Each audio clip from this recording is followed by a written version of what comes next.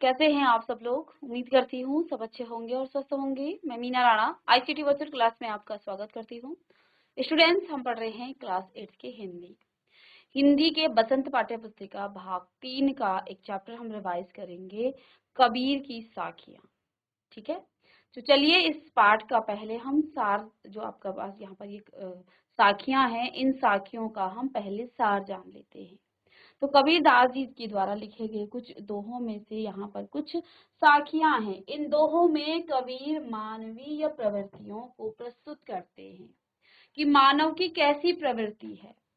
ठीक है, तो यहाँ पर कबीर की जो साखियां आपको दे रखी हैं उनमें जो है क्या कुछ यहाँ पर कबीरदास जी बताते हैं। तो उन्होंने मानव प्रवृत्तियों के बारे में प्रस्तुत किया है कि मानव की प्रवृत्ति कैसी होती है। इन साखियों के पहले दोहे में कवि कहते हैं कि मनुष्य की जाति उसकी गुणों से बड़ी नहीं होती है।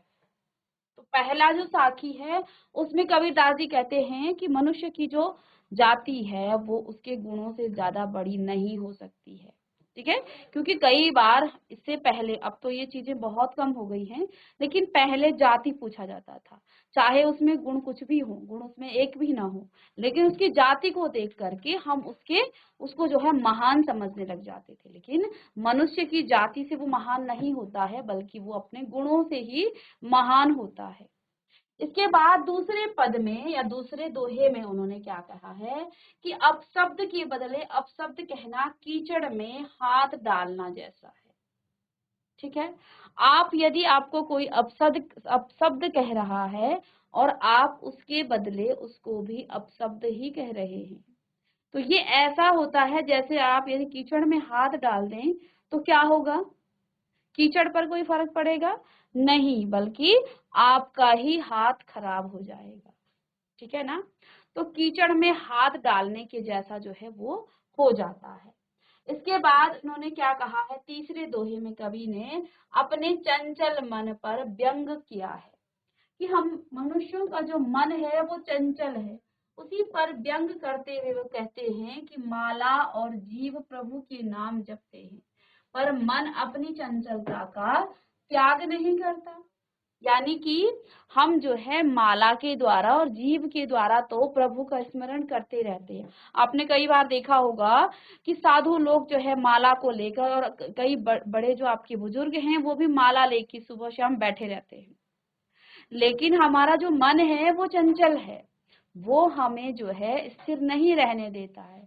क्या हम माला जपते हुए प्रभु का ही स्मरण कर रहे हैं? कई बार आप देखिए, आप माला को जपिए, एक दो माला जपने के बाद आपका मन जो है कहीं और चला जाएगा, आप किसी और सोच में डूब जाएंगे। तो ये जो मन है ये हमारा चंचल है। तो अपने चंचल मन पर ही यहाँ पर व्यंग किया है, किसमें, इस तीसरे पद में यहाँ पर कबीरदास जी ने, कि हमारा मन जो है, हम माला तो जपते रहते हैं लेकिन हमारा ध्यान कहीं कहीं होता है, हमारा मन कहीं कहीं कुछ और सोचने लग जाता है। तो हमारे इस चंचल मन पर ही व्यंग कसा है इस तीसरे दोहे में। चौथे में कहते हैं कि किसी को कमजोर समझकर दबाना नहीं चाहिए, क्योंकि कभी कभी यही हमारे लिए कष्टकारी हो जाता है, जैसे हाथी और चींटी। चौथे दोहे में क्या बताया है कबीरदास जी ने कि हमें जो है कभी भी किसी को कमजोर नहीं समझना चाहिए। ठीक है, क्योंकि देखो ये इतना बड़ा विशालकाय जो हाथी है वो चींटी के डंक से उसकी मृत्यु हो जाती है। तो ऐसा नहीं है कि हम किसी को, तो यहाँ पर कबीरदास जी ने क्या कहा है, कभी भी किसी को कमजोर नहीं समझना चाहिए। ठीक है ना, तो जिस प्रकार से हाथी इतना विशालकाय जीव होकर भी एक चींटी के डंक से उसकी मृत्यु हो जाती है। ठीक है ना, तो कोई भी मनुष्य कमजोर नहीं है, किसी को भी कमजोर हमें नहीं समझना चाहिए। ठीक है, पांचवें दोहे में कबीरदास जी का यह भाव है कि मनुष्य अपनी मानसिक कमजोरियों को दूर करके संसार को खुशहाल और दयावान बना सकता है। तो यहाँ पर कबीरदास जी ने क्या कहा, यदि मनुष्य अपनी मानसिक कमजोरी, हमारी मानसिक कमजोरी क्या है, हम दूसरे को कष्ट पहुंचाते हैं, हमें कई लोगों को जो है दूसरे को कष्ट पहुंचाने में मजा आता है, तो यही तो हमारी मानसिक कमजोरी है। हम दूसरों को की उन्नति देख नहीं सकते हैं, तो ये हमारी क्या है, मानसिक कमजोरी है। ठीक है। यदि हमसे कुछ किसी का अच्छा हो रहा है तो कई बार हम नहीं करते हैं, क्यों? कि कहीं उसका भी अच्छा ना हो जाए। अगर हम इस मानसिक कमजोरी से दूर रहें तो पूरा संसार खुश रहेगा। ठीक है। तो यहाँ पर इन सभी पदों में कबीरदास जी ने ये बातें की है, ये पूरा सार है। तो यहाँ पर आपके 5 दोहे हैं, 5 साखियां हैं। तो आइए एक एक करके कबीरदास की इन साखियों को पढ़ते हैं, उनके शब्दार्थ देखेंगे और साथ में उसके प्रसंग और भावार्थ को भी हम पढ़ेंगे। तो चलिए, यहाँ पर पहला जो आपके पास साखी है उसमें क्या कुछ कहा गया है।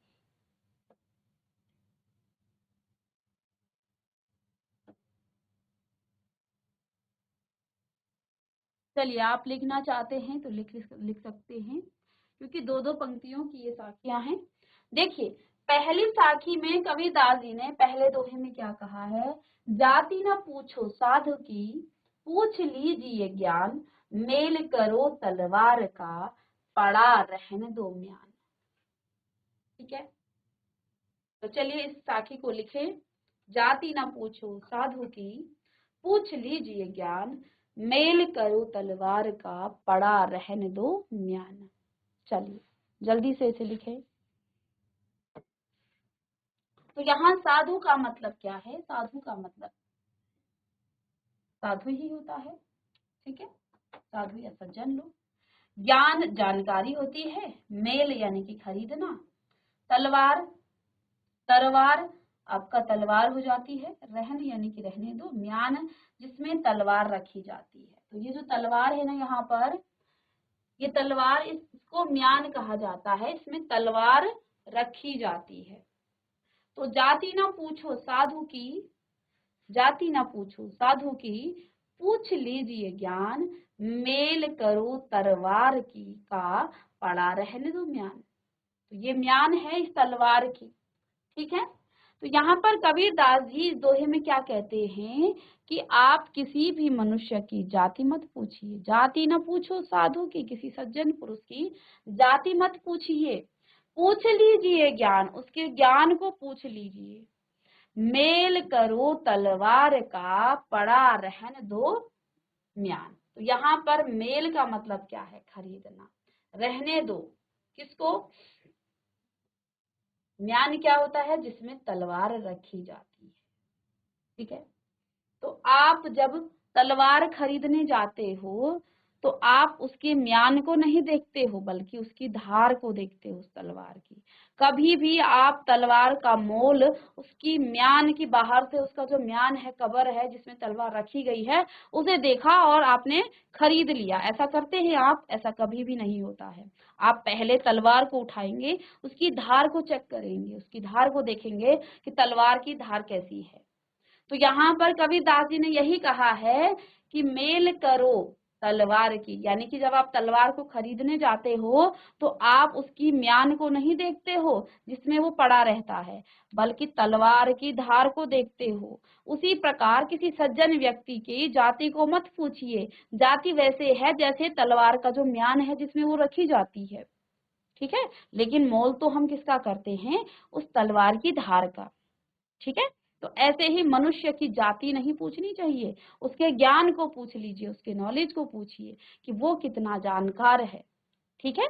तो यहाँ पर चलिए, अब प्रसंग में आप क्या लिखेंगे कि प्रस्तुत साखी हमारी हिंदी पाठ्य पुस्तक बसंत 3 से ली गई है। इस साखी के कवि कबीरदास जी हैं। इससे इसमें कबीर ने मनुष्य को जाति से ऊपर उठकर उसके गुणों की परख पर ध्यान देने के लिए कहा है कि आप उसकी जाति से ऊपर उठिए, उसके गुणों को देखिए, उसके गुणों पर ध्यान दीजिए। चलिए इसको लिखिएगा प्रसंग।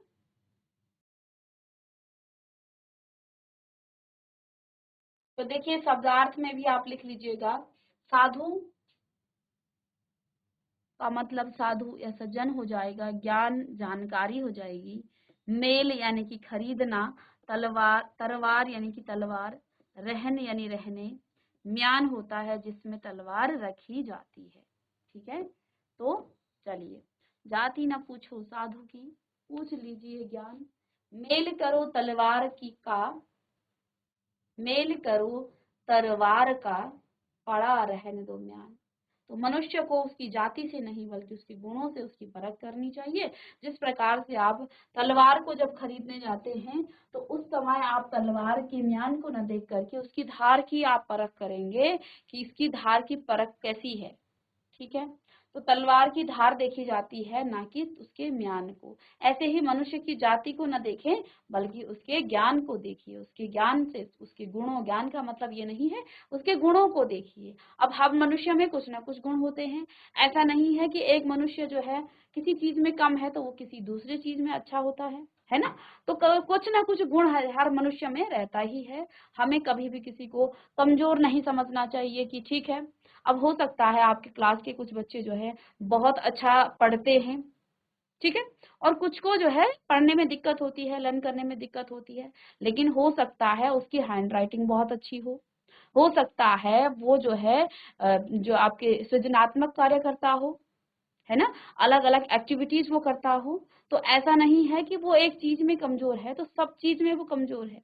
उसमें कुछ ना कुछ, हर व्यक्ति में, हर बच्चे में कुछ ना कुछ गुण होते हैं, कुछ ना कुछ उसमें जो है ऐसी बात होती है जो वो आगे उसको कर सकता है। ठीक है, तो आप किसी को नॉलेज या किसी के एक पक्ष को देख करके उसका आकलन नहीं कर सकते हैं। ठीक है, आपकी हैंड राइटिंग अच्छी है, हो सकता है दूसरा पढ़ने में अच्छा हो सकता है वो बहुत अच्छा गाता हो, वो बहुत अच्छा नाचता हो, तो और भी उसमें क्वालिटीज हो सकती हैं, और भी गुण हो सकते हैं। तो हर मनुष्य, इस प्रकार से यहाँ कबीरदास जी ने हमें इन दोहों के माध्यम से ये भी बताया है कि किसी भी मनुष्य को हमें कमजोर नहीं समझना चाहिए। ठीक है, क्योंकि आप जिस क्षेत्र में आगे हैं हो सकता है वो किसी दूसरे क्षेत्र में आगे हो।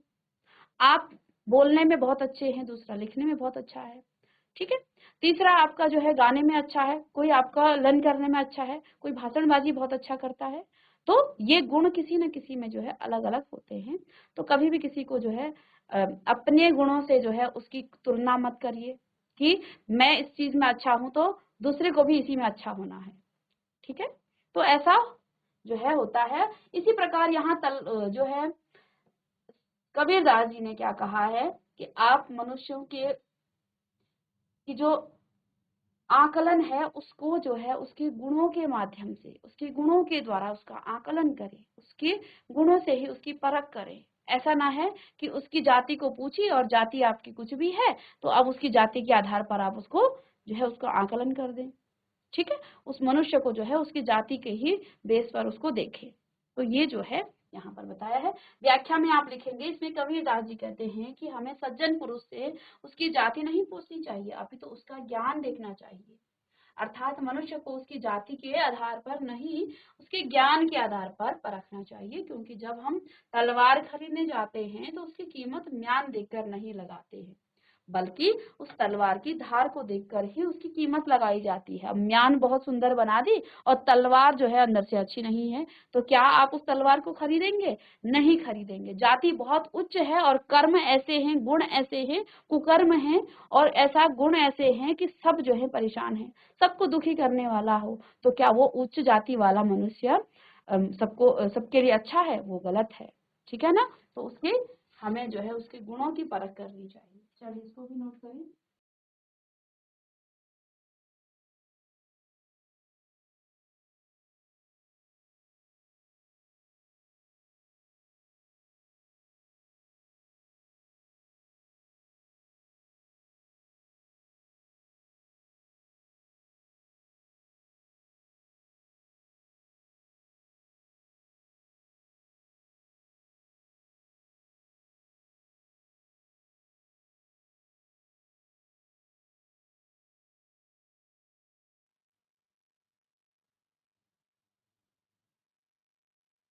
चलिए, तो ये थी आपकी पहला दोहा। अब दूसरा दोहा देखिए। आवत गारी एक है, उलट होई अनेक, कहे कबीर नहीं उलटिए, वही एक की एक। तो कबीरदास जी ने यहाँ पर क्या कहा है? आवत यानी कि आते हुए, इन शब्दार्थ को साथ साथ लिखिए। आवत यानी कि आते हुए, गारी का मतलब यहाँ पर गाली से है। ठीक है, उलट पलट कर, उलट उलट कर मतलब पलट कर, होई क्या यानी होती, अनेक यानी कि बहुत सारी। ठीक है।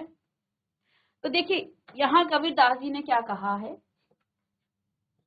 कि आवत गारी एक है, उलटत होय अनेक, कह कबीर नहीं उलटिए, वही एक की एक।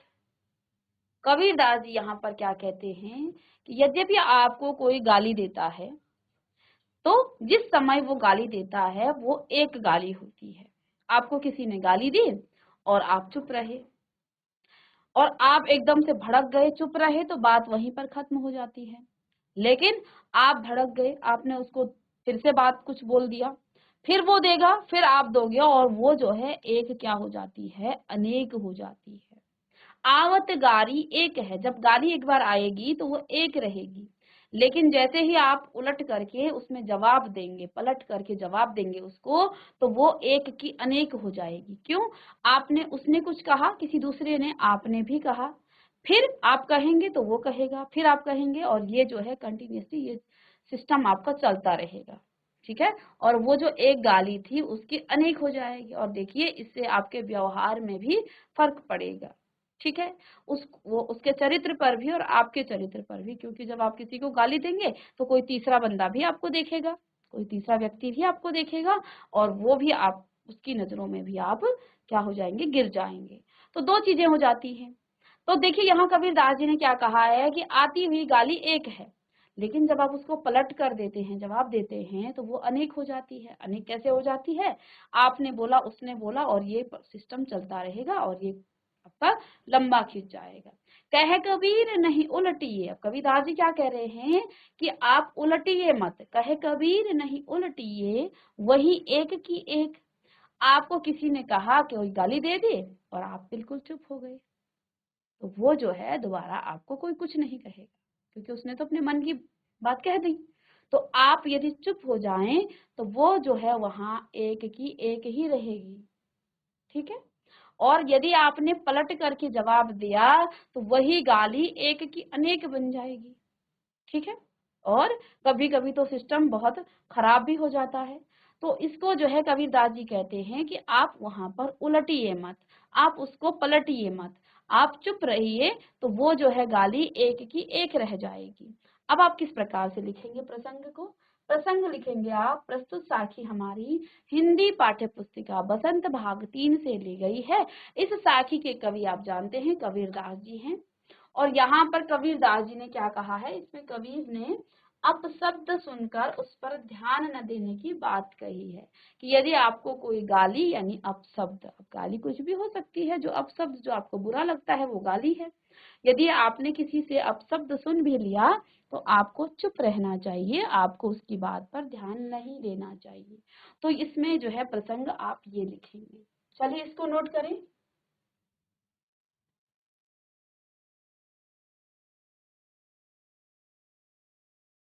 और साथ में इसके शब्दार्थ भी लिखिएगा, प्रसंग के साथ साथ आप इसके शब्दार्थ भी लिखें। ठीक है। तो यहाँ पर पहले दोहा लिखें, आवत गारी एक है, उलट होई अनेक, कह कबीर नहीं उलटिए, वही एक की एक। उसके शब्दार्थ लिखें कि आते हुए गाली, आवत यानी कि आते हुए, गारी गाली, उलट कर पलट कर, होई यानी होती, अनेक बहुत बार। चलिए नोट करें।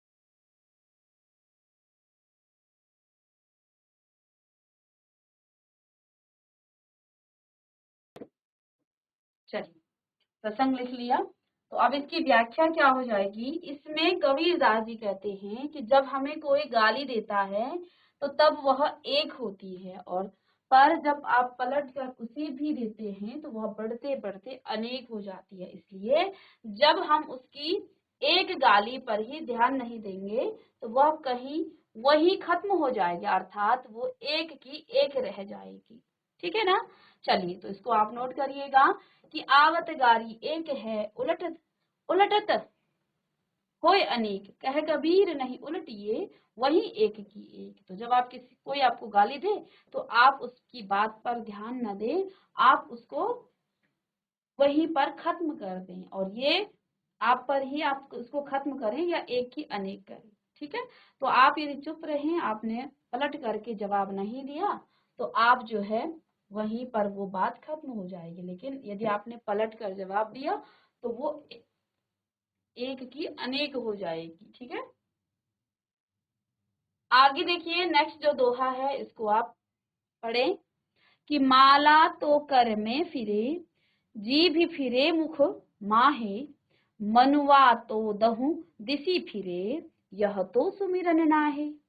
कबीरदास जी क्या कहते हैं? माला तो कर में फिरे, जीभ फिरे मुख माहे, मनुआ तो दहु दिसी फिरे, यह तो सुमिरन नाहि। कबीरदास जी कहते हैं, आपने भी देखा होगा कई बार कि आपके जो बड़े बुजुर्ग हैं या कोई साधु और महात्मा लोग हैं, वो कहीं एकांत में बैठ करके माला को जपते रहते हैं।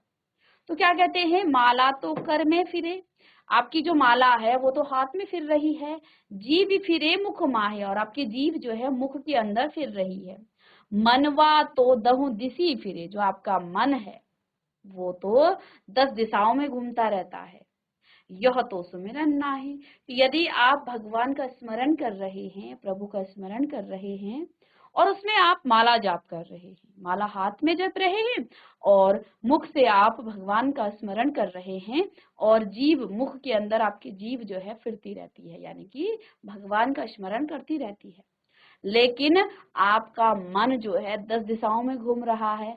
आप हाथ में माला लिए आंख बंद कर करके और भगवान का स्मरण कर रहे हैं, मुख से भी आप नाम जाप कर रहे हैं, लेकिन मन आपका स्मरण में नहीं है, मन आपका जाप में नहीं है, मन आपका कहीं और फिर रहा है, कुछ और के बारे में सोच रहे हैं, किसी और के बारे में सोच रहे हैं। कबीरदास जी कहते हैं, यह तो सुमिरन ना है, ये तो सुमिरन नहीं है, ये तो भगवान का जाप करना ये नहीं है। ठीक है? आइए इसके कुछ शब्दार्थ और साथ में प्रसंग और इसकी व्याख्या भी हम देखेंगे। तो देखिए, माला तो कर में, माला तो कर, हाथ, कर का मतलब हाथ से है, फिरे यानी कि घूमना, माला तो हाथ में घूमती रहती है, जीभी का मतलब जीभ से है, मुख का मतलब मुंह से है, माही में, मनुआ मन, दहु दसों या दिसी का मतलब दिशा, तो यानी कि तो, सुमिरन यानी कि स्मरण। तो चलिए इसके शब्दार्थ लिखें, इन शब्दों को लिखें। माला तो कर,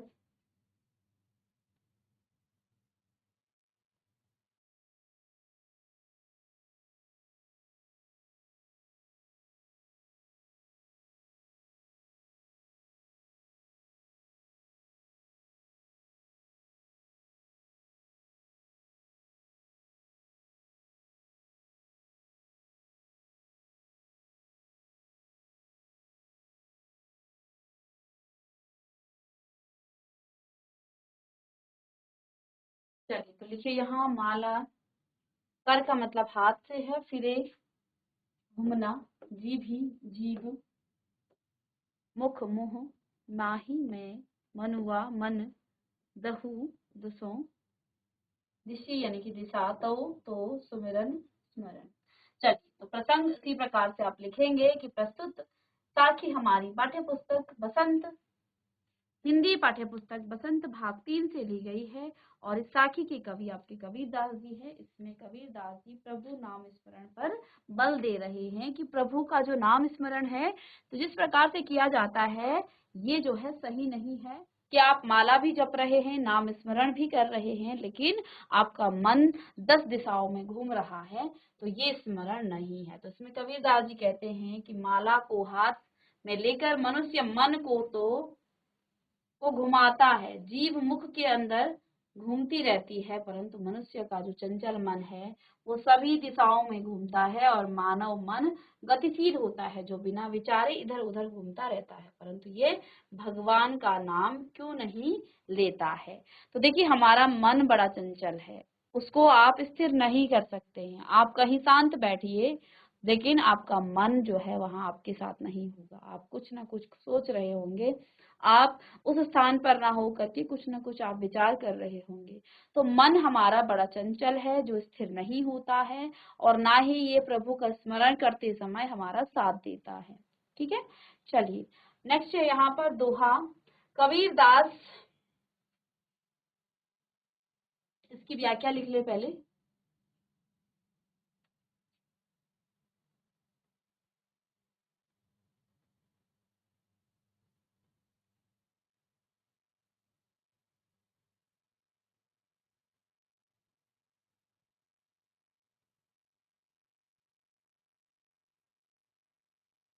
चलिए इसके बाद देखिए, कबीर दास ना निंदिए जो पाऊं तली हुई, उड़ी पड़े जब आँखी में खरी दुहेली हुई।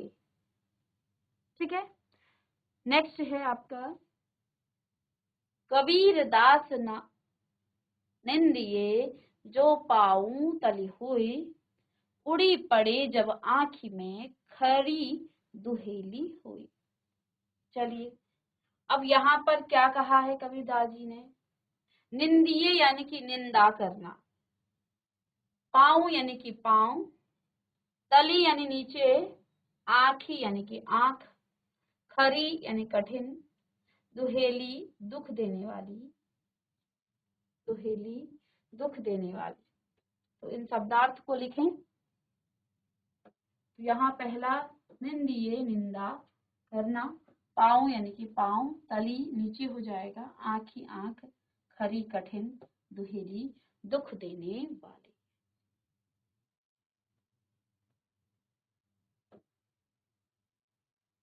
तो प्रसंग में लिखेंगे कि प्रस्तुत साखी हमारी हिंदी पाठ्य पुस्तिका या पाठ्य पुस्तक भाग 3 से ली गई है।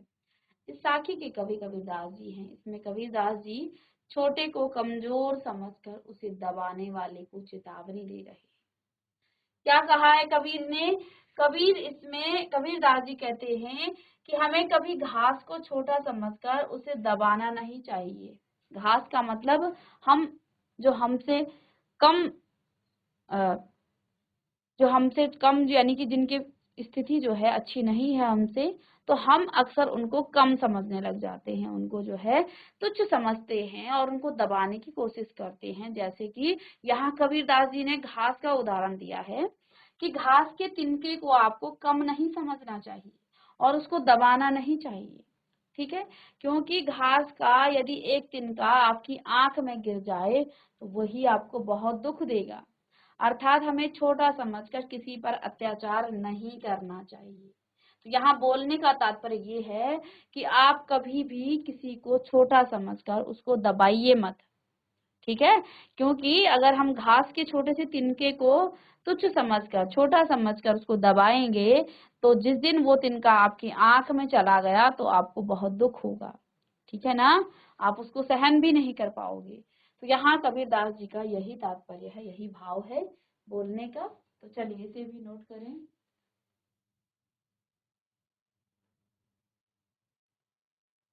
और इसके बाद नेक्स्ट जो है आपका, जग में बैरी कोई नहीं जो मन शीतल होए, या आपा को डारी दे दया करे सब कोई। कबीरदास जी क्या कहते हैं कि जग में कोई भी आपका बैरी नहीं है। बैरी का मतलब यहाँ शत्रु से है। आपका जग में, पूरे संसार में कोई शत्रु नहीं है। जो मन शीतल होई, जिसका मन शीतल है, या आपा को डारी दे दया करे सब कोई। तो यहाँ पर कुछ शब्दार्थ हैं, शब्दार्थ में आपके संसार, जग हो जाएगा, बैरी यानी शत्रु, शीतल शांति, आपा यानी कि स्वार्थ। तो देखिए यहाँ पर प्रस्तुत साखी हमारी हिंदी पाठ्य पुस्तिका बसंत भाग 3 से ली गई है। इसके कवि कबीरदास जी हैं। यहाँ पर मनुष्य को स्वार्थ त्याग कर दयावान बनने की सीख दे रहे हैं कबीरदास जी। और इस दोहे में क्या कहा है कि इसमें कबीरदास जी कहते हैं मनुष्य का मन अगर शांत है तो संसार में कोई भी आपका शत्रु नहीं हो सकता है। यदि सभी मनुष्य स्वार्थ का त्याग कर दें तो सभी जो है दयावान बन सकते हैं, अर्थात मनुष्य को अपनी कमजोरियों को दूर करके संसार में प्रेम और दया फैलाना चाहिए। ठीक है, तो कबीरदास जी ने क्या कहा है कि जग में बैरी कोई नहीं जो मन शीतल हुई, या आपा को डारी दे दया करे सब कोई। यदि हम अपने अंदर के अहंकार को त्याग दें, अपने अंदर के स्वार्थ को त्याग दें, और तो हम जो है सभी पर दया करेंगे। जग का मतलब यहाँ संसार है, बैरी यानी शत्रु, शीतल यानी शांति, आपा स्वार्थ। तो इस पंक्ति में कबीरदास जी ने क्या कहा है कि हम जो हैं, जो मन शीतल होता है, जिस मन में शांति का भाव है, शांत है, वो संसार में उसका कोई भी शत्रु नहीं है। यदि सभी मनुष्य स्वार्थ का त्याग कर दें, स्वार्थ को सभी त्याग दें और दयावान बन जाएं, तो मनुष्य अपनी कमजोरियों को दूर करके संसार में प्रेम और दया को फैलाना चाहिए।